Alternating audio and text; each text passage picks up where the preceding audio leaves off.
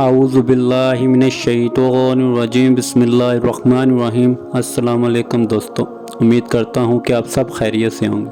آج اس ویڈیو میں جانیں گے کہ نماز میں کتنے فرائض ہوتے ہیں۔ کسی ایک کا نہ ہونے سے نماز دوبارہ ادا کرنی پڑتی ہے۔ چلو پھر چلتے ہیں، ویڈیو شروع کرتے ہیں۔ نماز میں کل 13 فرض ہیں، جس میں کسی ایک کا نہ کرنے سے نماز دوبارہ ادا کرنی پڑتی ہے۔